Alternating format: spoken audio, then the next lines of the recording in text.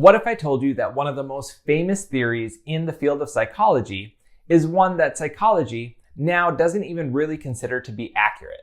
I'm talking about Sigmund Freud's ideas about the Oedipus Complex. This is not only one of his most controversial ideas, but it's one of the wildest theories in the field of psychology. If you have some idea of what the Oedipus Complex is, you likely know why it's been rejected. And if you don't, well, you're in for a bit of a bizarre ride. So let's dive in. But first, my name is Keegan. I have a master's degree in counseling and I'm a licensed professional clinical counselor. I make videos like this to help you better understand various concepts in the world of psychology, counseling, and mental health. Keep in mind that engaging with this channel does not constitute a therapist-client relationship. This content is for educational and entertainment purposes. This does not substitute or replace professional mental health care. Like I mentioned, not only is this one of Freud's most controversial theories, it's one of the most controversial in the entire field of psychology. Usually, when I make a video like this where I cover a historical theory, I like to end the video with the modern research or current ideas around that theory. In this case though, I want to start with some of that right away at the beginning. If you're not familiar with some of the ideas that we're going to talk about, you're likely going to have some reactions to them, as they can seem quite bizarre, odd, or strange at times. And with that in mind, that very few people nowadays believe in these theories the way that Freud did, let's dive in and get started with a quick refresher here. Freud theorized 5 psychosexual stages of development. The psychosexual stages of development have 5 phases: oral, anal, phallic, latency, and genital. Freud's belief was that when someone did not resolve the conflict that occurred at a stage, they became fixated, is the term that he used. This means they were not able to resolve the conflict at that stage, and therefore the fixation prevented them from moving on to the next stage. As a result, their emotional development would be frozen or would be stuck at that stage where the fixation occurred. He felt as though at each stage we had a different erogenous zone of our body that we were focusing on, or a different part of our body that was the source of the sexual pleasure at that stage. And if you're not familiar with those, make sure that you check out my video on the subject, which I'll link in the description.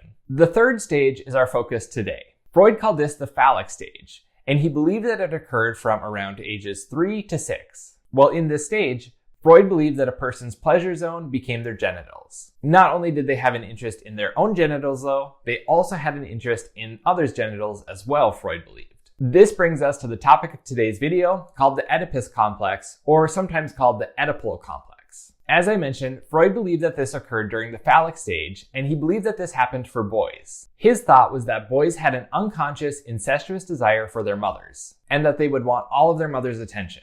As a result, he believed that they would unconsciously see their father as a barrier to their mother, and would then want their father out of the picture. Because this was occurring, he thought that they would experience rage toward their father, but that they would also have a fear that their father would castrate them, meaning that they would fear that their father would remove their genitals. The fear that boys experienced that their father would remove their penis was referred to as the castration complex. Furthermore, during this stage, Freud believed that boys would start to realize that girls don't have a penis, and that this realization would bring about castration anxiety. Freud believed that in the end, boys would learn to manage their feelings toward their mother by suppressing them, and that they would learn to manage their rage toward their father by aligning with him. The Oedipus Complex gets its name from the Greek tragedy Oedipus Rex. In the play, Oedipus was abandoned at birth as he was seen as defective. He eventually marries a widowed queen and searches for the murderer of the king. He finds out that he was the murderer of the king and that the king was his father, thereby making the queen his mother. This play is not only where Freud got the name for the Oedipus Complex, but he also saw this as proof and confirmation of an unconscious, incestuous fantasy that people hold. We don't just stop at the Oedipus Complex though. We also have the Electra Complex. Let's get into that.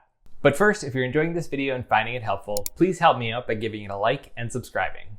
The Electra Complex follows a similar structure to the Oedipus Complex. With the Electra Complex, girls have a strong desire and love for their father, while at the same time have jealousy toward their mother and feel as though their mother is in their way. As with the Oedipus Complex, with the Electra Complex, it's believed that girls eventually learn to suppress these feelings. As if these theories weren't controversial enough, there's more. Freud believed that in the phallic stage, girls would realize that they don't have a penis.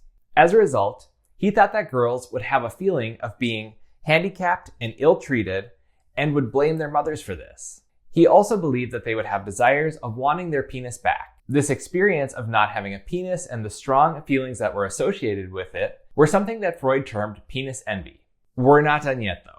Freud believed that women would also feel less than men because of their lack of a penis.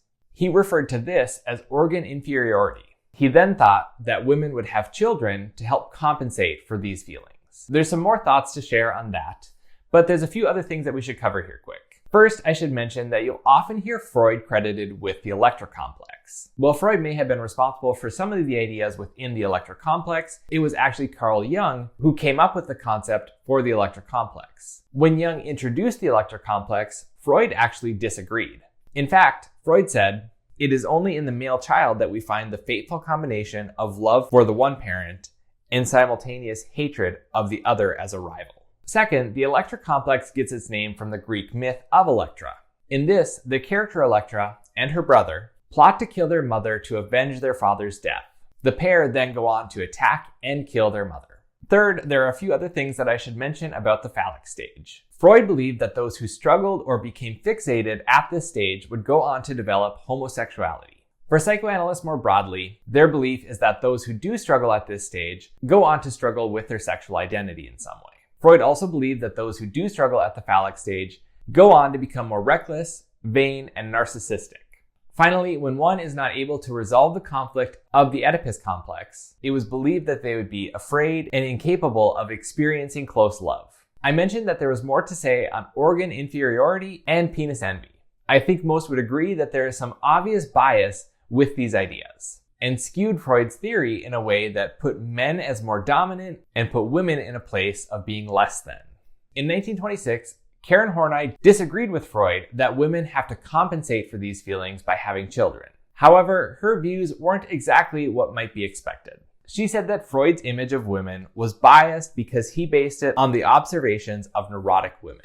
Luckily, nowadays, there is much more focus being placed on treating people equally, no matter their sex, gender, or sexual identity. With penis envy, this was another display of the advantages that men have in society. Nowadays, there's some psychoanalysts that believe boys feel inferior for not being able to bear children. As a result, they believe that boys work toward positions of high achievement and look for positions of higher status to compensate for these feelings of being less than. This is an overview of the Oedipus Complex, the Electra Complex, a bit about the phallic stage, and more. What are your thoughts on these theories? Let me know in the comments. That brings us to the end of this video. I hope that you found it helpful. While you're here, make sure that you check out some of the other videos on my channel. Thank you so much for watching.